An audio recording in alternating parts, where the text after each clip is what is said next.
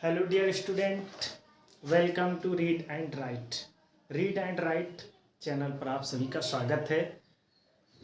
तो आज हम लोग सीखने वाले हैं फिजिक्स में। स्टार्ट करते हैं फिजिक्स आज से। फिजिक्स में हम सबसे पहले सीखेंगे, आप क्लास 11th के बच्चे हों या फिर आप 12th के हों या फिर IIT JEE या फिर कोई भी एग्ज़ाम जहाँ पे फिजिक्स आती है आपकी 11th के बाद की, 11th से लेके उसके आगे जहाँ भी फिजिक्स आप पढ़ते हैं या पढ़ना है आपको, उन सभी के लिए ये आपको लेक्चर बहुत ही इम्पोर्टेंट होने वाला है, क्योंकि आज हम सिखाएंगे आपको यूनिट और डायमेंशन। तो फिजिकल क्वांटिटीज़ की यूनिट और डायमेंशंस क्या होती हैं, चलिए शुरू करते हैं। सबसे पहले ध्यान दें तो यूनिट और डायमेंशन में तो हम देखते हैं यहाँ पर यूनिट और डायमेंशन आपकी कितनी होती है, 3 टाइप की होती हैं। यूनिट और डायमेंशन आपकी 3 टाइप की होती हैं। एक होती है स्केलर, क्या होती है, एक होती है scalar first point, second number होती है आपकी वेक्टर, ये हो गई आपकी वेक्टर, और एक होती है रेशियो, एक होती है रेशियो। यहाँ पर ये नई चीज़ है, नई चीज़ है, बट इसके बारे में थोड़ा सा आप लोगों को नॉलेज है, बट यहाँ पर हम आपको क्लियर करवा देंगे। आपको पढ़ना है स्केलर और वेक्टर दो ही, ये हमने अपनी तरफ से ऐड किया, हमने इसको दे दिया नंबर 3rd पार्ट में। गुड। स्केलर को बच्चों हिंदी में कहते हैं हम, स्केलर को हम बोलते हैं अदिश राशि, वेक्टर को बोलते हैं हम सदिश राशि, ये होती है सदिश राशि, और इसे बोलते हैं अनुपात। ठीक है, तो ये बोलते हैं अनुपात। देखिए स्केलर क्वांटिटी क्या होती है आपकी, जिनमें आपका क्या होता है, मैग्नीट्यूड होता है, परिमाण हिंदी बोले तो इनमें क्या होता है, मैग्नीट्यूड होता है। इनमें सिर्फ आपका मैग्नीट्यूड होता है, हिंदी में बोले तो परिमाण इनका जो है निश्चित होता है। गुड। हमें छोटे छोटे से पॉइंट तो आप बोल सकते हैं कि अदिश राशियां वे राशियां होते हैं जिनमें सिर्फ परिमाण निश्चित होता है, उन्हें हम अदिश राशियां कहते हैं। सदिश राशि, इसमें आपका मैग्नीट्यूड तो होता ही है, मैग्नीट्यूड आपका होता है और प्लस डायरेक्शन भी हो जाती है। डायरेक्शन यहाँ पर देखा जाए तो मैग्नीट्यूड और डायरेक्शन दोनों साथ में होते हैं। तो आप ये इसका परिमाण और दिशा, परिमाण और इसकी दिशा, ये दोनों निश्चित होते हैं बच्चों। ठीक है, इसमें परिमाण और दिशा दोनों निश्चित होते हैं। अब आ जाते हैं पॉइंट नंबर 3rd पे। इसमें क्या होता है, इसमें ये एक प्रकार से डायमेंशन लेस क्वांटिटी होती है। क्या होती है, डायमेंशन लेस होती है। इसमें ढेर सारी ऐसी चीजें आती हैं, एक प्रकार से देखा जाए विकृति। क्या देखा जाए, विकृति।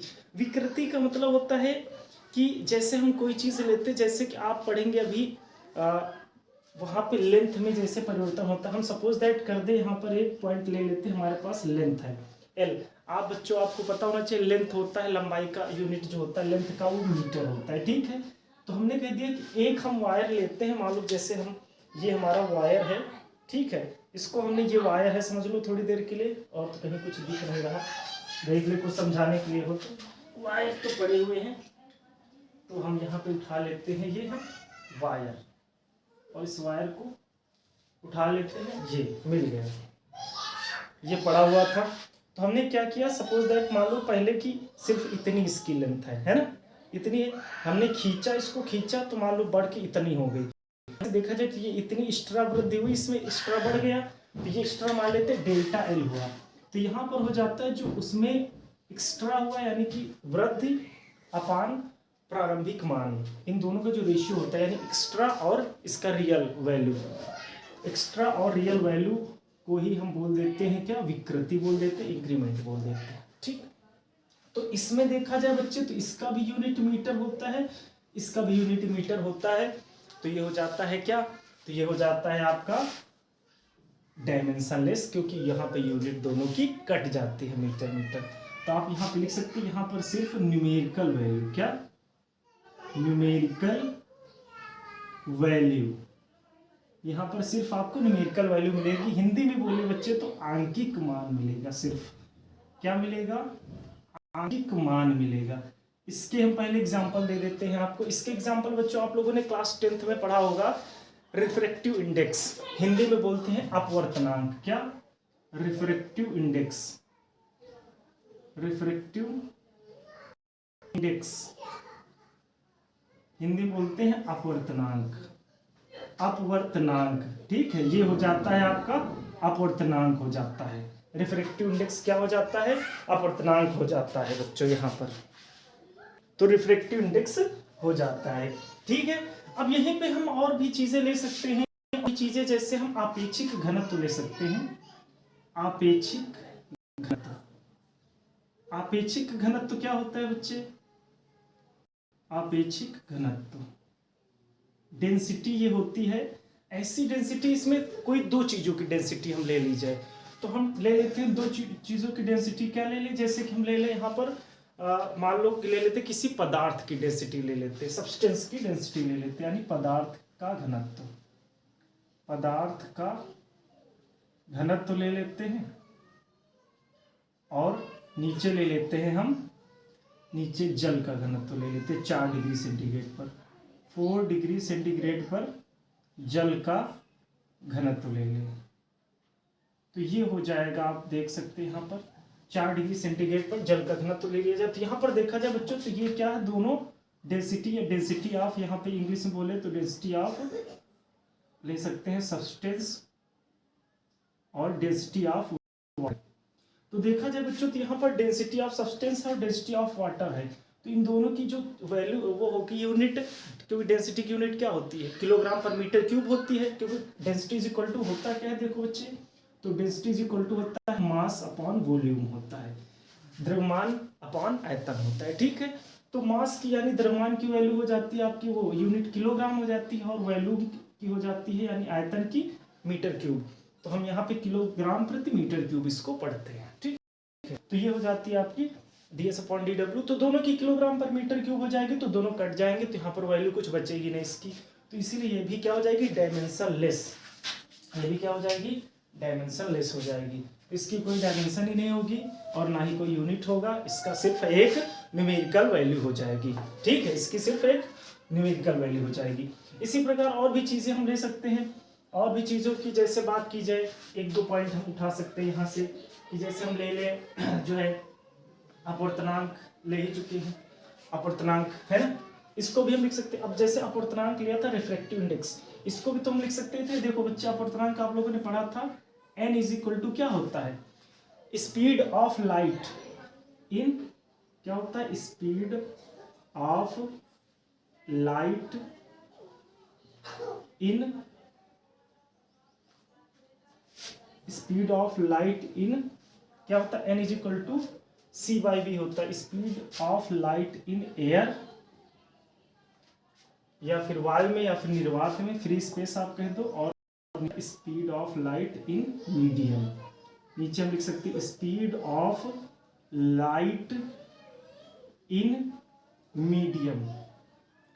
देखिए आप बिल्कुल भी निश्चिंत रहिए आप लोग सारी चीज़ें, क्योंकि हम हिंदी और इंग्लिश कोशिश करेंगे दोनों चीज़ों बताते रहे, क्योंकि फिजिक्स से अगर हिंदी वाले बच्चे तो उनको इंग्लिश पढ़ना ज़रूरी है, कोशिश करें ज़्यादा से ज़्यादा यूज करें इंग्लिश की चीज़ें, और जो इंग्लिश वाले बच्चे हैं उनको थोड़ा सा हिंदी में चीज़ें तो थोड़ा सा अपने रिलेट कर पाएंगे अपने इन्वायरमेंट से, गुड। और कोशिश करते बाकी इंग्लिश में ही, अगर हिंदी नहीं भी उतनी आती तो इंग्लिश में चीज़ें हम बोल देते हैं, तो कोशिश कीजिएगा आप इंग्लिश वाले बच्चे इंग्लिश में नोट डाउन कर सकते हैं। जैसे speed of light in air, यानी कि वायु में प्रकाश की चाल या निर्वात में प्रकाश की चाल बटे माध्यम में प्रकाश की चाल, तो इसका जो यूनिट ये बन जाता है बच्चे, फॉर्मूला c/v बनता है, आपने पढ़ा है c/v बनता है, और इसकी यूनिट क्या होती है, मीटर पर सेकंड होती है, इसकी भी यूनिट मीटर पर सेकंड, तो देखा जाए कट जाएंगे तो इसकी दोनों यूनिट इक्वल है, ये कट जाएंगे तो कुछ बचेगा, एक निश्चित वैल्यू आ जाएगी। इसीलिए इंडेक्स आपको जो दिया होता है रिफ्रैक्टिव इंडेक्स, वो क्या दिया होता है, जैसे ग्लास का 0.5 होता है ना, वाटर का होता है 4/3 होता है, या 1.33 भी कह सकते हो आप, तो इसमें इनकी कोई यूनिट नहीं होती, और जिन क्वांटिटी की यूनिट नहीं होती उनकी डायमेंशन तो होने के कोई चांसेस ही नहीं, गुड। अब ये थी चीज़ें, हम इन पे फोकस करते हैं। पहले स्केलर और वेक्टर क्वांटिटी क्या है, ठीक है। स्केलर क्वांटिटी हमें बता दें जिनमें सिर्फ मैग्नीट्यूड होता है, परिमाण होता है, वे आपकी स्केलर क्वांटिटी है, जबकि वेक्टर क्वांटिटी ये है जिनमें परिमाण के साथ दिशा होती है, यानी मैग्नीट्यूड के साथ आपका क्या होता है, डायरेक्शन भी होता है। इन्हें हम कहते हैं सदिश राशियां कह देते हैं। ठीक है। अब यहाँ पर ध्यान दे, ये चीज देना है कि यहाँ पर आपकी जो अदिश राशियां हैं, थोड़ा सा ध्यान देना है, जो आपकी स्केलर क्वांटिटी है और वेक्टर क्वांटिटी है, इनमें हम कोई दो स्केलर क्वांटिटी मान लो, कोई दो स्केलर, एक ये है एक ये है, हम इनका ऐड करें या सब्ट्रैक्शन करें, इस पे कोई फर्क नहीं पड़ने वाला, ये हमेशा स्केलर ही रहेंगे। वैसे ही वेक्टर में हम कोई दो वेक्टर क्वांटिटी ऐड करें या इसके उनका जो है क्या करें, सब्ट्रैक्शन करें, वो हमेशा वेक्टर क्वांटिटी ही रहेंगी। बट कंडीशन यहाँ पर थोड़ी सी चेंज होती है, दो वेक्टर क्वांटिटी का स्केलर मल्टीपल जो होता है वो एक स्केलर क्वांटिटी दे देता है। फॉर एग्जांपल जैसे हम देखते हैं work is equal to force into displacement. देखा जाए तो फोर्स और डिस्प्लेसमेंट बच्चे ये दोनों क्या है, ये आपकी वेक्टर क्वांटिटी यानी कि सदिश राशि है, फोर्स भी और डिस्प्लेसमेंट भी, क्योंकि डिस्प्लेसमेंट होती क्या है, लेंथ बिटवीन टू पॉइंट, है ना, minimum distance between two point. जैसे हम दो बिंदुओं के बीच की न्यूनतम दूरी को ही हम क्या कहते हैं, विस्थापन कहते हैं। तो ये हो जाएगा minimum distance between two point. ठीक है। तो इसीलिए इसमें डायरेक्शन भी है और मैग्नीट्यूड भी है, तो हम कह सकते हैं इसको क्या, सदिश राशि। इसी प्रकार फोर्स जो होता है, फोर्स क्या है, फोर्स इज इक्वल टू होता है मास इनटू एक्सेलरेशन, और एक्सेलरेशन क्या है, डी अपॉन डी टी होता है, यानी change of velocity per unit time. आप कह सकते हैं rate of velocity is called acceleration कह सकते हैं, क्योंकि एक्सेलरेशन होता है क्या है, is equal to DV upon dt होता है। गुड। एक्सेलरेशन क्या होता है, डीवी अपॉन dt होता है, और डीवी क्या है, तो ये होता है चेंज ऑफ डिस्प्लेसमेंट पर यूनिट टाइम। वेलोसिटी जो होती है चेंज ऑफ डिस्प्लेसमेंट पर यूनिट टाइम होता है, dx अपॉन dt। तो ये आप यहाँ पे ये देख सकते हैं, अगर ये स्केलर है तो ये भी वेक्टर है, तो ये भी वेक्टर है। तो फोर्स इसीलिए आपका वेक्टर है क्योंकि उसमें डायरेक्शन भी होती है और मैग्नीट्यूड भी होता है। फोर्स कभी इधर से लगता है, कभी उधर से लगता है, कभी परपेंडिकुलर लगता है, कभी नॉर्मल की ओर लगता है, तो एक्स एक्सिस वाई एक्सिस सब पे। गुड। तो ये क्या हो जाती है, देखा जाए तो ये वेक्टर है दोनों, लेकिन इनका डॉट प्रोडक्ट हो जाता है स्केलर, क्योंकि वर्क आपकी स्केलर क्वांटिटी है। आई होप यहाँ तक चीजें आपको समझ में आ रही होंगी। तो चलिए आगे बढ़ते हैं। तो सबसे पहले हमने देखा स्केलर क्वांटिटीज, तो इनमें मैग्नीट्यूड था आपका, है ना। तो हम चलते हैं, शुरू करते हैं आपकी जो है फंडामेंटल क्वांटिटीज में आ जाते हैं। फंडामेंटल क्वांटिटीज में आने के लिए देखो, हम यहाँ पे ये चीजें नहीं बता रहे आपको कि स्केलर क्वांटिटी है कौन सी वेक्टर क्वांटिटी है, क्योंकि आगे मिलने वाली, बट फिर भी थोड़ा सा बता दे ताकि आप लोगों के दिमाग में चीजें पड़ जाएं। तो यहाँ पर वेक्टर क्वांटिटीज कुछ जैसे हम कहते हैं कि यहाँ पर वेक्टर क्वांटिटीज आपकी क्या है, तो आपकी फोर्स, बल, इंग्लिश बोले तो फोर्स है, ठीक है, और एक्सेलरेशन कह सकते हैं, त्वरण हिंदी में बोले तो त्वरण, इसको बोलते हैं एक्सेलरेशन, ए आप लिख लीजिए, एक्सेलरेशन लिख लीजिएगा आप। और वेलोसिटी बोल देते हैं, यानी इसे बोल देते हैं वेग, वेलोसिटी हिंदी इंग्लिश में बोलते हैं, वेलोसिटी हो गई, ठीक है। और क्या हो गया,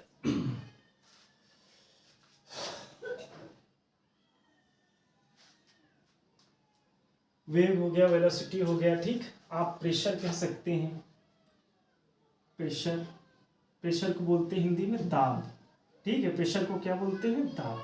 तो पी से डिनोट करते हैं। तो इस प्रकार से ये सारी क्वांटिटीज आपकी जो है, कुछ एग्जांपल ले दी। ईटीसी होती तो बहुत सारी हैं, आगे हम सारी एक्सप्लेन करने वाले हैं, तो अभी टाइम वेस्ट ना करते हुए हम आगे बढ़ते। इसी प्रकार जैसे इसमें देखें तो क्या होता है आपका जो है मैग्नीट्यूड इनमें होता है सिर्फ, तो जैसे आप ले सकते हैं लेंथ, लंबाई, इंग्लिश में हिंदी बोले तो लंबाई, इंग्लिश बोले तो लेंथ, GTH।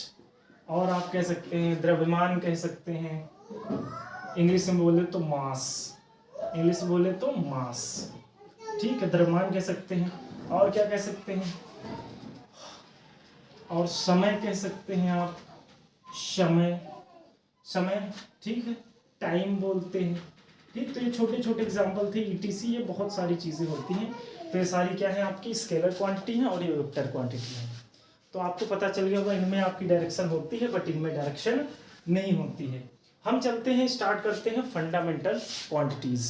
ठीक है, क्या स्टार्ट करते हैं? Fundamental quantities, fundamental physical quantities, fundamental physical quantities,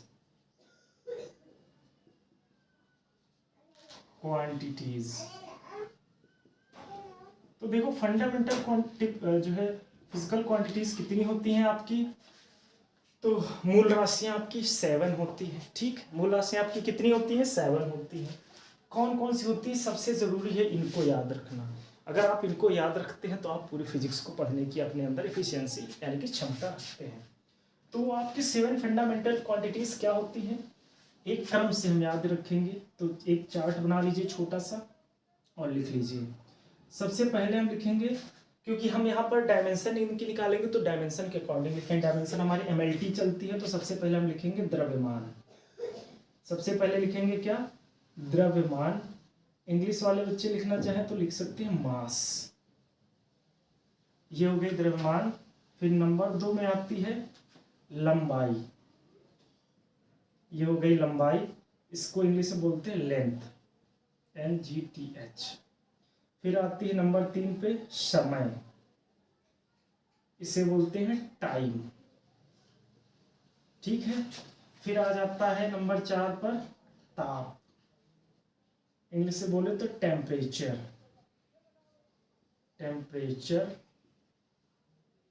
फिर आ जाता है नंबर 5 पे ताप के बाद क्या आ जाता है? विद्युत धारा, विद्युत धारा, इसे बोलते हैं इलेक्ट्रिक करंट, इलेक्ट्रिक करंट बोलते हैं। ठीक है, विद्युत धारा के बाद आ जाता है ज्योति तीव्रता, ज्योति तीव्रता, इसे इंग्लिश में बोलते हैं ल्यूमिनस इंटेंसिटी, ल्यूमिनस इंटेंसिटी बोलते हैं, ल्यूमिनस इंटेंसिटी। और इसके बाद लास्ट 7 नंबर जो होती है वो होती है आपकी पदार्थ की मात्रा, पदार्थ की मात्रा, इसे बोलते हैं इंग्लिश में क्या बोलते हैं? इसे सब्सटेंस ऑफ लिक्विड बोलते हैं, या फिर हम और भी चीज कह सकते हैं, अमाउंट ऑफ सब्सटेंस भी कह सकते हैं, अमाउंट ऑफ सब्सटेंस भी कह सकते हैं इसे, अमाउंट ऑफ सब्सटेंस। ठीक है, तो ये हो जाती है आपकी क्या? 7 फंडामेंटल क्वांटिटीज फिजिकल जो होती है, 7 मूल राशियां जो हो जाती हैं भौतिक राशियों फिजिकल क्वांटिटीज में। अब इनको जो देखा जाए तो हम इनका जो यूनिट लिखते हैं क्या? मात्रक। आप इधर इसको थोड़ा सा हटा देते हैं और यहाँ पर लिख लीजिए आप क्या? क्वांटिटी, क्वांटिटी लिख लीजिए, हिंदी में बोले तो राशि, और इधर लिख लीजिए इनका यूनिट, मात्रक। क्या होता है? यूनिट, ये होता है मात्रक।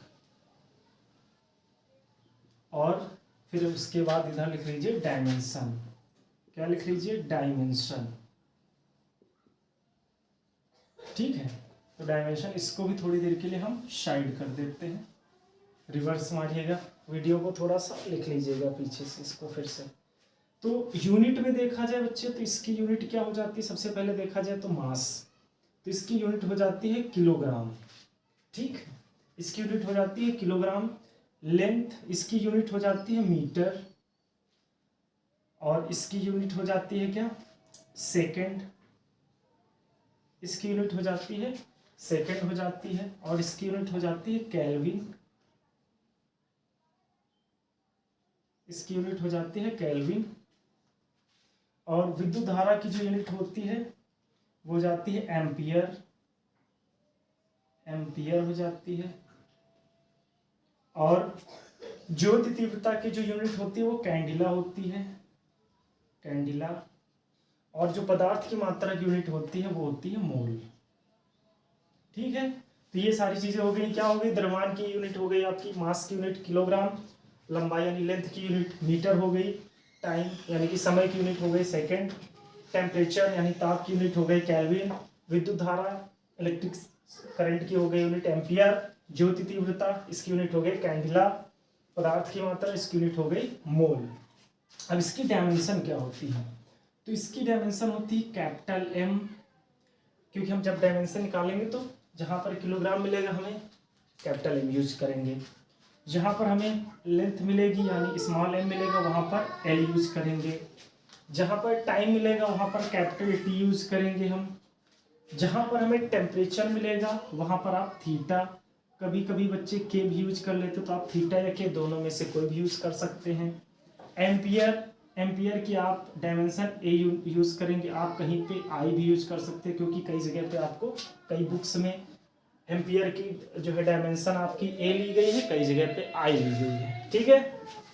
तो बस इनकी ही यूनिट होती है, बाकी कैंडिला की आप लिख सकते हो CD और मोल की लिख सकते हो MOL, ठीक है। तो ये हो जाती है इनकी डायमेंशन हो जाती है और यहीं तक चीजें क्लियर होती है। अच्छा, कभी कभी इसको लिखा कैसे जाता है, इनका संकेत क्या होता है, संकेत यानी इनको किससे हम डिनोट करते हैं, डिफाइन किससे करते हैं।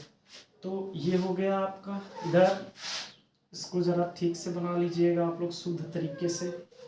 और इसको जैसे डिनोट किया जाए तो हम मास को डिनोट करते हैं किससे, M से, इनके संकेत, संकेत को इंग्लिश में क्या बोलते हैं, लिख लीजिएगा आप लोग, इतना तो जानते हैं क्योंकि हमको तो पता नहीं संकेत को क्या लिखते हैं।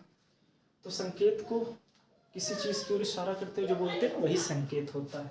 जैसे हम इसको डिनोट, इसको संकेत का मतलब होता है किससे डिनोट करते हैं, तो जैसे मास को हम डिनोट करते हैं M से, ठीक, लंबाई को डिनोट करते हैं L से, समय को डिनोट करते हैं किससे, T से, और ताप को डिनोट करते हैं थीटा से, या डेल्टा T कहीं यूज होता है।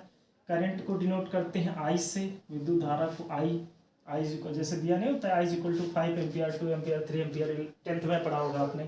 कैंडिला को आप CD से यूज कर सकते हैं और इसको मोल ही लिखेंगे फिलहाल। तो सबसे ज़्यादा यूज आपके यही 5 होते हैं ये, और इस जगह पे भी ये चीज़ें होती हैं। इनको आप डायरेक्ट भी यूज कर सकते हैं अगर कहीं मिल रही है तो, नहीं मिल रही तो अच्छी बात है।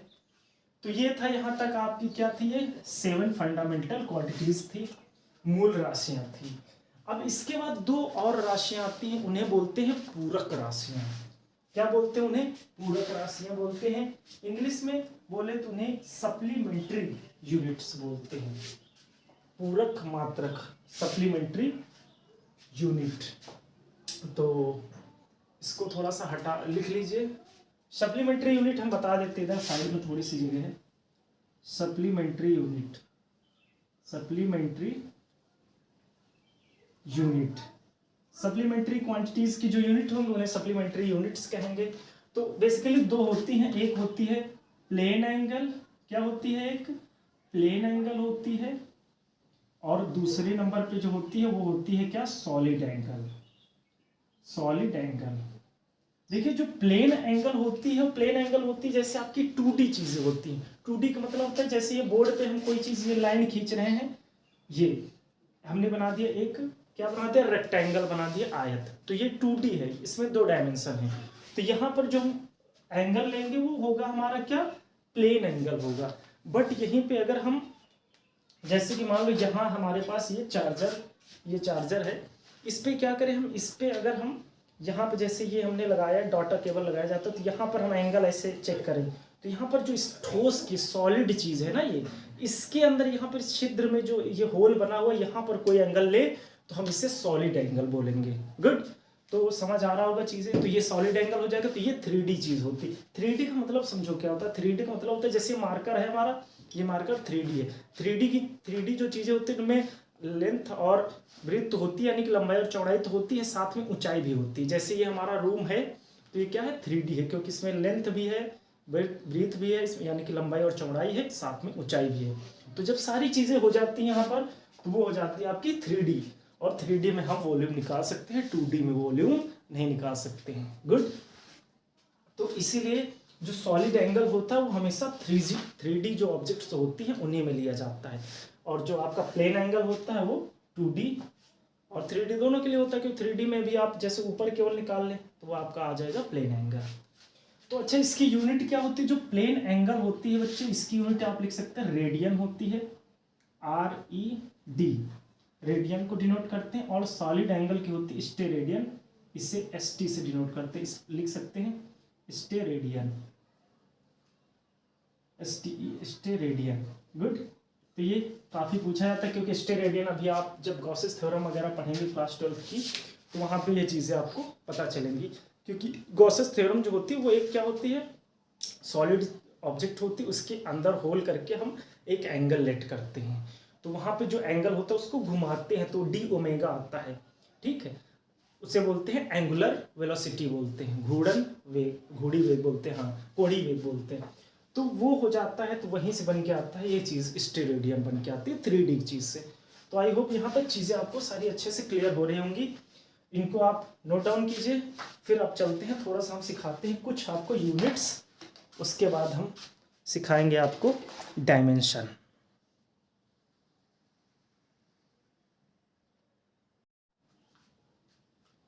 तो चलिए बच्चों, अब सीखते हैं हम यूनिट और फिर उनसे डायमेंशन निकालते हैं वो चीज़ें। तो यूनिट, आप ढेर सारी यूनिट याद रखेंगे, छोटी छोटी यूनिट रहेंगी। जैसे हम ले लेते हैं यूनिट नंबर 1। तो सबसे पहले देखो, हम कई सारी चीज़ें यूनिट एक साथ इनको हम रिलेट कर देंगे ताकि आपको चीज़ें याद जल्दी हो जाएं। तो सबसे पहले स्टार्ट करें तो एक छोटी छोटी देखो, लेंथ हम सबसे पहले लेते हैं, क्या लेंथ, लेंथ में लेंगे हम क्या, लंबाई, लंबाई ये होती है लेंथ, LENGTH। अब लेंथ होती है, इसकी जो यूनिट होती है वो क्या होती है, मीटर, इसकी यूनिट होती है मीटर, इंग्लिश बोले तो ये, ठीक है, क्या होती है मीटर। आप शॉर्टकट में ही यूज करें सारी चीजें ऐसे, ये हो गए मीटर। अब लंबाई की यूनिट मीटर होती है, ये तो आपको पता है, बट इसके साथ साथ और कई सारी चीजें हैं उनकी यूनिट मीटर होती है। जैसे कि आपका विस्थापन, क्या हो जाता है, विस्थापन, विस्थापन हो गया, इसे बोलते हैं डिस्प्लेसमेंट, डिस्प्लेसमेंट। विस्थापन के बाद आ जाए लंबाई तो होगी चौड़ाई, कह सकते हैं आप, चौड़ाई को इंग्लिश बोलते हैं क्या, ये चौड़ाई हो गई, ब्रेथ, स्पेलिंग थोड़ा सा मिस्टेक हो जाए, BREATH, ब्रेथ होती, पता नहीं ऐसे कुछ होती है, तो आप सुधार लीजिएगा थोड़ा सा, इंग्लिश की चीज़ें अभी दिक्कत करती हैं। लंबाई हो गई, चौड़ाई हो गई, इसी में आप ऊंचाई भी कह सकते हैं, हाइट, HEIGHT, ऊंचाई हो गई, लंबाई चौड़ाई ऊंचाई। आप गहराई भी कह सकते हैं, इसी में गहराई यानी कि डीप, ये हो जाएगी, ठीक है। इसी में आप कह सकते हैं मोटाई, मोटाई कह सकते हैं, यानी जैसे कहते हैं नहीं इसकी मोटाई, तो मोटाई क्या होती है, जैसे मोटाई से रेडियस निकालते, तो रेडियस का भी, मोटाई का मतलब होता है रेडियस, क्या होता है रेडियस, उसकी त्रिज्या भी आप कह सकते हैं, या त्रिज्या, किसी चीज़ की मोटाई उसकी रेडियस होती है, रेडियस, तो वो होती है, ठीक है। लंबाई, चौड़ाई, मोटाई, गहराई, ऊंचाई, तो ये सारी चीज़ें हैं, इन सब की यूनिट जो होती है वो क्या होती है, इन सब की यूनिट मीटर होती है। तो काफ़ी अच्छा लगा होगा इन सारी चीज़ों को एक साथ देखकर। तो आपसे अगर कोई पूछ लेता है कि भाई चलिए बताइए आप हाइट की यूनिट क्या होती है, आप बोल दीजिए हाइट को भी तो हम नापते हैं, तो लेंथ से ही नापते हैं ना, जो फीट वो होता है मीटर से ही तो नापेंगे, मीटर या फिर सेंटीमीटर। मीटर आपका ऐसा यूनिट है और सेंटीमीटर आपका क्या है, तो सेंटीमीटर आपका CGS यूनिट है। इनके भी बारे में बताएंगे, ठीक है।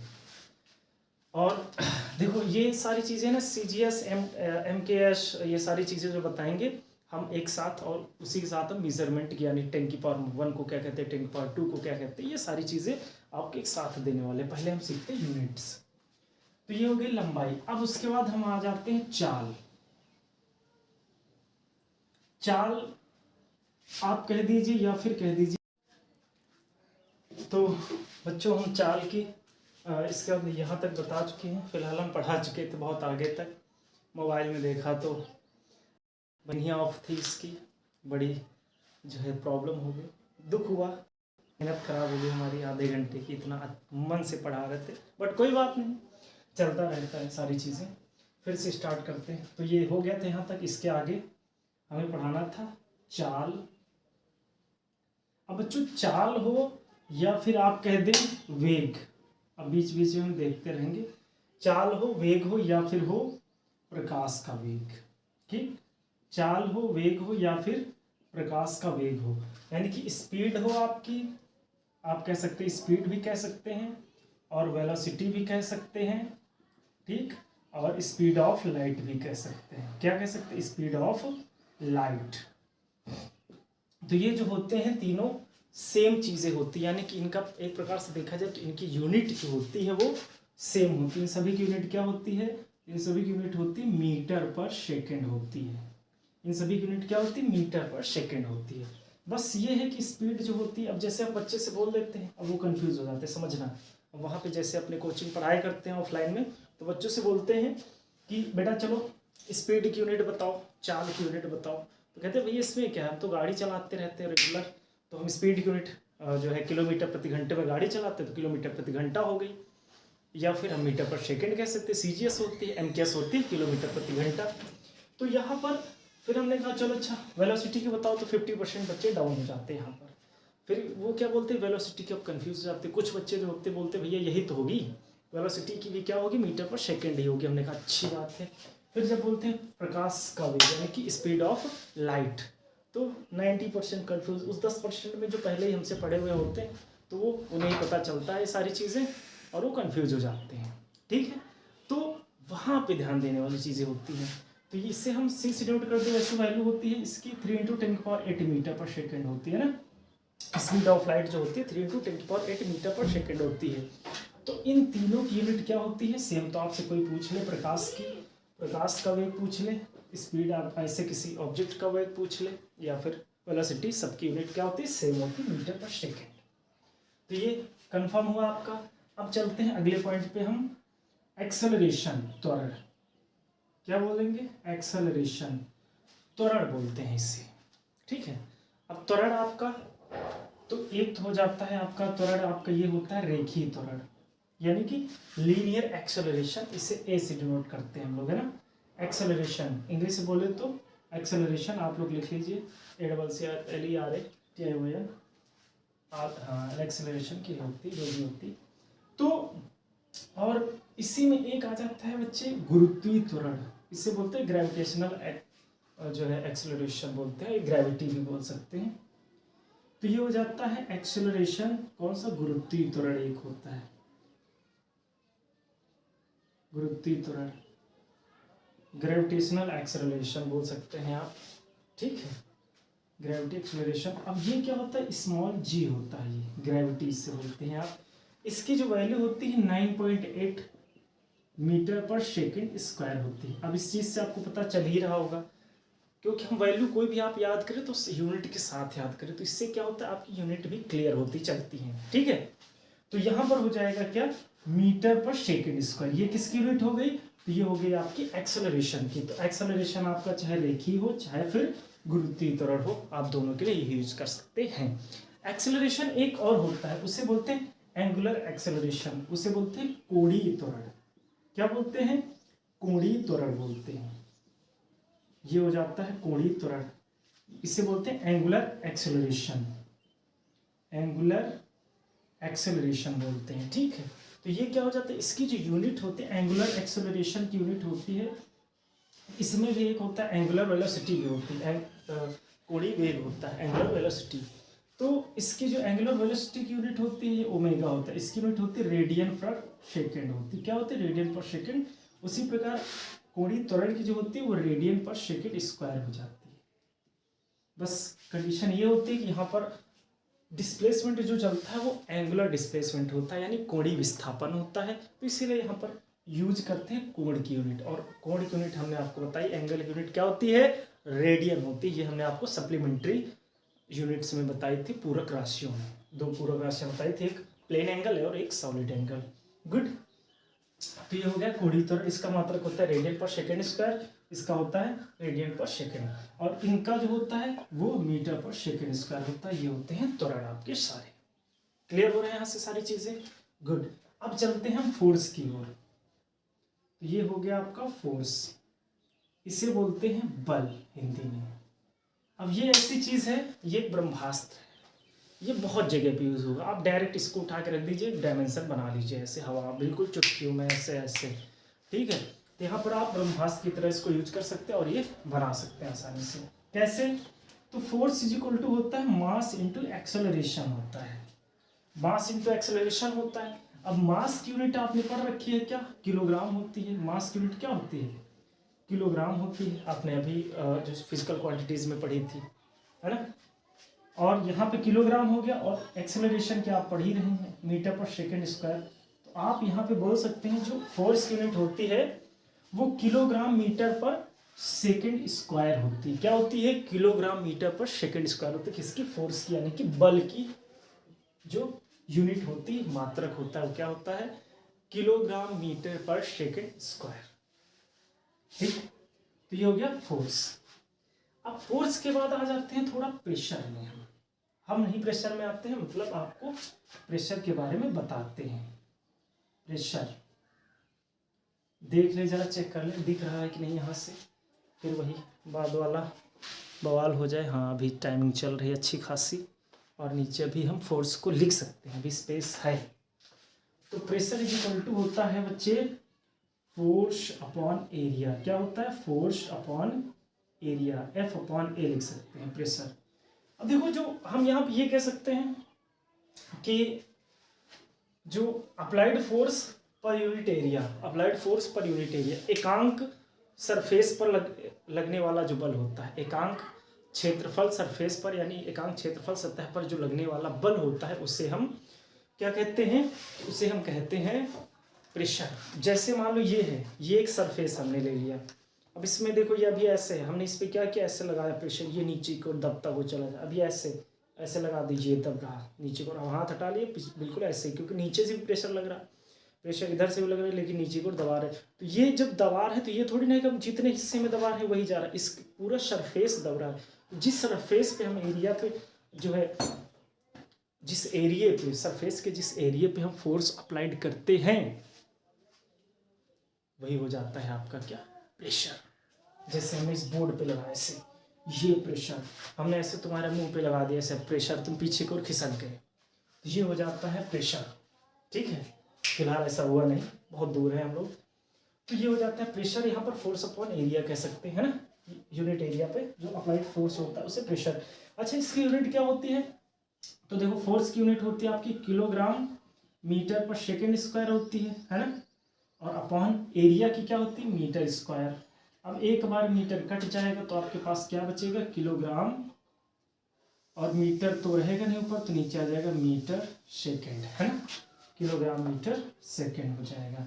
अब होता कैसे? देखो यहाँ पे कुछ नहीं, तो नीचे वन मान लो, हमने बताया था अंदर वालों का गुणा अंदर वालों के साथ, ऊपर वालों का गुणा नीचे वालों के साथ, है ना, बीच वालों का गुणा बीच वालों के साथ, बाहर वालों का गुणा बाहर वालों के साथ, मल्टीप्लाई कर दीजिए ऐसे। कैसे? देखो, जैसे हमारे पास दो नंबर आ जाए, एक्स अपान ए, दूसरा नंबर आ जाए वाई अपान बी, इन दोनों को मिलन करा दो, इससे इसका मिलन हो गया, इससे इसका मिलन हो गया, दोनों मौज मस्ती में मिल गए और आराम से घूम रहे हैं। तो बी एक्स और है वाई, है ना। एक्स अक्सर आपको परेशान करेगा जगह जगह पर, घबराना नहीं है आपने, क्योंकि यही आपका सवालों का जवाब देगा। थोड़ी देर के लिए मान लेना एक्स। आगे चलते हैं। उसके बाद अब प्रेशर हो गया, प्रेशर के बाद आते हैं हम सरफेस टेंशन। किस पे आते हैं? सरफेस टेंशन पे। तो ये हो गया हमारा सरफेस टेंशन। ये क्या हो गया? सरफेस टेंशन हो गया, है ना। अब सरफेस टेंशन में बच्चे क्या होता है? जैसे आपने देखा होगा, देखो सरफेस टेंशन क्या होता है? किसी सरफेस पे जो टेंशन लगती है, यानी तनाव होता है। अब जैसे हम थोड़ी देर के लिए मान लीजिए हमारे पास वायर है, हमने क्या किया? हम बन गए सर्कस वाले। हमने एक बंदर को यहाँ पर ऐसे क्या कर दिया, यहाँ पर बंदर को एक हमने बिठा दिया, ऐसे बंदर को बिठा दिया, और हमने कहा चल भाई सर्कस दिखा। तो ये ऐसे देखो, यहाँ पर तनाव अभी उतना अच्छा नहीं, चल इसको लगा देते यहाँ पर, तुमको दिखा देते थोड़ा सा प्रैक्टिकल। तुम्हें क्या लगता है? हलवा है जी, बिल्कुल हलवा है जब तक हम पढ़ा रहे हैं। अरे बहुत लोग पढ़ाते होंगे। तो अभी देखो ये ऐसे है तनाव सरफेस, थोड़ा सा हम इसको ढीला कर रहे हैं बट ये तनाव लगा, सरफेस क्या है, टेंशन दे रहा, मार्कर अपनी ओर खींच रहा है, भाई बचाओ मुझे बचाओ, ये लेके जा रहा है। तो देखो जैसे हम थोड़ा सा अपना बल अपना फोर्स कम कर रहे हैं तो ये अपना फोर्स बढ़ाता जा रहा है। ये देखो अगर छोड़ देंगे नीचे लेके चला गया, मेरा मार्कर तो गया। तो ये हो जाता है आपका क्या, तनाव, सरफेस टेंशन। आपने देखा होगा सर्कस वाला आता है, बंदर को रस्सी पे घुमाता रहता, तो बंदर जहाँ पे रस्सी पे जाता है वहाँ पे तनाव हो जाता है, टेंशन, तो वो हो जाता है सरफेस टेंशन। तो सरफेस टेंशन क्या होता है, T = F/L हो जाता है, यानी कि जो एक यूनिट लेंथ पे लगने वाला फोर्स होता है उसे हम बोलते हैं सरफेस टेंशन। एकांक लंबाई पर लगने वाले बल को तनाव बल बोलते हैं। ठीक, एकांक लंबाई पर लगने वाले बल को तनाव बल बोलते हैं। और ये होता है आपका क्या, न्यूटन प्रति मीटर आप कह सकते हैं। अच्छा न्यूटन क्यों, न्यूटन आपकी SI यूनिट है ना फोर्स की। ऐसे तो होती है क्या, किलोग्राम, जो हम लोग पढ़ रहे हैं क्या लिख सकते हैं, किलोग्राम मीटर पर सेकंड स्क्वायर कह देंगे, और साथ में मीटर इसकी भी है, बर्बाद कर देंगे इसको, सेकंड स्क्वायर लगा दो भाई। यहाँ भी सेकंड स्क्वायर नहीं लगाया था हमने, हाँ भाई सोच रहे थे कुछ तो मिस आउट कर रहे हैं आप, ठीक है। तो ये हो जाएगा मीटर पर सेकंड स्क्वायर, तो यहाँ से कट गया मीटर से मीटर, तो बच गया आपके पास किलोग्राम पर सेकंड स्क्वायर। ये किलोग्राम पर सेकंड स्क्वायर किसका है, तो ये सरफेस टेंशन का है, तनाव बल का यूनिट है। गुड, यहाँ तक का सारी चीज़ें आपको अच्छे से आ रही हैं, मज़ा आ रहा होगा पढ़ने में। थोड़ा सा और आगे बढ़ते हैं, और आगे बढ़ते हैं। अब चलते हैं हम आपको सपनों की दुनिया में लेके। सपनों की दुनिया का मतलब समझते हो, ढेर सारी चीज़ें इकट्ठे आने वाली हैं, आपको मिलने वाली हैं, जिनके बारे में आप अक्सर सुनते रहते हैं। तो हम सबसे पहले बात करेंगे वर्क की, यानी कि कार्य। अब वर्क आपको पता है, work is a form of, जो है work always convert in the form of energy, कार्य ही ऊर्जा के रूप में कन्वर्ट हो जाता है, यानी संचित हो जाता है। ठीक है, तो इसका मतलब है कि अगर कार्य ही ऊर्जा है तो जो कार्य का यूनिट है वही ऊर्जा की यूनिट है, यानी कि जो वर्क का यूनिट है वही आपका एनर्जी की यूनिट है। तो वर्क इज इक्वल टू होता क्या है, फोर्स इनटू डिस्प्लेसमेंट। आप ये कह सकते हैं किसी ऑब्जेक्ट में फोर्स लगाने पर उसमें जो यूनिट डिस्प्लेसमेंट होता है वही उसका क्या है, वही उसका वर्क है। जैसे हमने कहा, हमने क्या किया, हमने ये मार्कर इस हाथ में रखा हुआ था, हमने इस हाथ से उठाकर इस हाथ में ले लिया, तो हमने क्या किया, कुछ कार्य किया, हमने क्या किया, फोर्स लगाया, इसको खींच लिया अपनी ओर, तो हमारे द्वारा वर्क किया गया, यहाँ तक लाए तो इतना डिस्प्लेसमेंट हुआ, कितना फोर्स लगाया। तो बेसिकली आप कह सकते हैं multiplied of force and displacement it's called work. Good, अब यहाँ पर देखा जाए तो वर्क आपका क्या है, हमने बताया था आपको वेक्टर क्वांटिटी है, बट यहाँ पर सॉरी स्केलर क्वांटिटी, बट यहाँ पर ये दो वेक्टर क्वांटिटी है, डिस्प्लेसमेंट और फोर्स। यही वो लॉजिक है, हमने कहा था कि दो स्केलर क्वांटिटीज का तो मल्टीप्लाई आपका स्केलर होता है, बट दो वेक्टर क्वांटिटीज का भी स्केलर मल्टीप्लाई स्केलर ही होता है।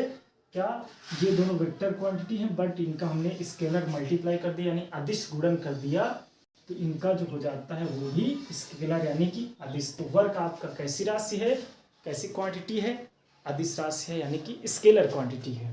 बात करते हैं इसके मात्रक की, तो इसका तो मात्रक kilogram metre per second square हो गया, ठीक, और डिस्प्लेसमेंट का मात्रक हो गया मीटर, तो आप इसे लिख सकते हैं kilogram metre square per second square.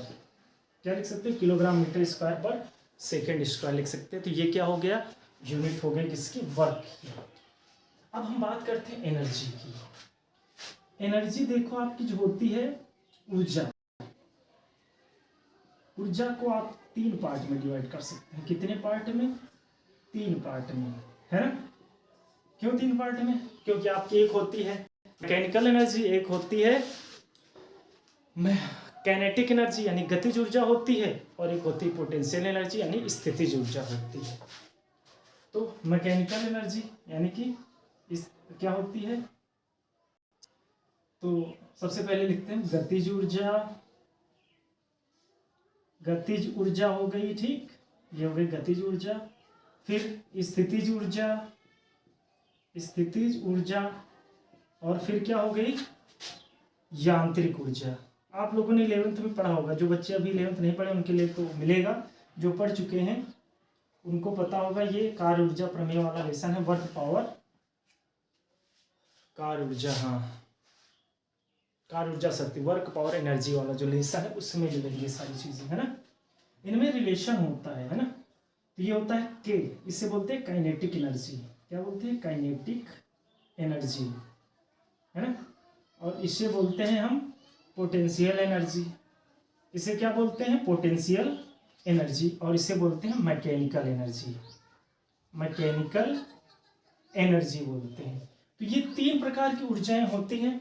अब देखो, जो हमारी मोशन के कारण, यानी ऐसी ऊर्जा जो हमारी गति के कारण उत्पन्न होती है, यानी मोशन के कारण, वो होती है हमारी काइनेटिक एनर्जी होती है। और जो पोटेंशियल के कारण यानी स्थिति के कारण जो उत्पन्न होती है उससे हम स्थिति ऊर्जा यानी पोटेंशियल एनर्जी बोलते हैं। और इन दोनों का जो सम होता है तो आप कह सकते हैं E is equal to U plus K. E is equal to U plus K, जो सम होता है ना इन दोनों का, पोटेंशियल एनर्जी और काइनेटिक एनर्जी, ये जो दोनों सम होता है इनका, इससे ही हम बोल देते हैं, इसे क्या बोल देते हैं? इसे बोल देते हैं यांत्रिक ऊर्जा। जरा चेक कर लेते, चल रहा भी, वेरी गुड। अब इस बार काफ़ी साथ दे रहा हमारा ये फोन। तो ये हो जाता है गतिज ऊर्जा, है ना। तो अब इन सभी का जो मात्रक होता है वो क्या होता है? सबका मात्रक, वैसे वर्क का भी मात्रक जूल होता है, इन सभी का मात्रक होता है जूल। बट कार्य ऊर्जा में संचित होता है, इसीलिए इन सबका यूनिट जो होता है kilogram metre per second square होता है। Kilogram metre square per second square, यानी यहाँ पे ये भी जो ये यूनिट है, यही इन सब की यूनिट भी आप लिख लीजिए कि आपकी जो ऊर्जाएं होती हैं 3 प्रकार की, उन सभी की यूनिट क्या होती है? उन सभी की यूनिट होती है जूल या फिर kilogram metre square per second square होती है। ठीक, kilogram metre per second square, kilogram metre square per second square, kilogram metre square प्रति सेकेंड स्क्वायर होती है। कर लीजिए सारी चीजें। तो यहाँ तक कंप्लीट हो गया, हम भी काफ़ी थक गए हैं। तो इस लेक्चर में इतना ही रखते हैं। एक पार्ट और बनाएंगे अगला, उसमें कुछ 2-4 यूनिट और सिखाएंगे, थोड़ा रिवीजन मारेंगे 5 मिनट। उसके बाद हम सिखाएंगे आपको डायमेंशन। तो जिन बच्चों को सिर्फ यूनिट तक ही मतलब था वो यहाँ तक देख के उसके बाद हम एक लिस्ट डाल देंगे इनकी, ढेर सारी यूनिट की देखेंगे। अभी जैसे पहले स्टार्ट करेंगे तो उसी में किसी में भी अप्लाइड कर देंगे, तो अपना लिख लेना, है ना।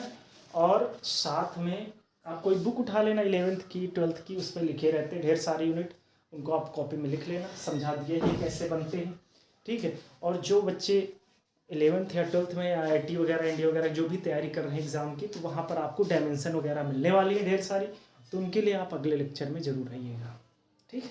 और बाकी जो अन्य बच्चे हैं वो भी आ सकते हैं, इंजॉय करेंगे, है ना, सीख लेंगे, जितना जल्दी सीख लेंगे चीज़ें उतना ही अच्छी रहेंगी। तो ठीक है, आज के लिए इतना ही रखते हैं। पहले दिन आए हैं तो सब्सक्राइब कर लीजिएगा और इसको शेयर कीजिए ज़्यादा से ज़्यादा अपने दोस्तों में, अपने ग्रुप्स में, अपने छोटे भाई बहन को जो भी पढ़ना चाहते हैं, या अपने मित्रों को, है ना, सबको फ़ायदा मिले। और लाइक कर दीजिए अगर हमारा पढ़ाया हुआ चीज़ें पसंद आ रही हैं तो, ठीक। Thank you.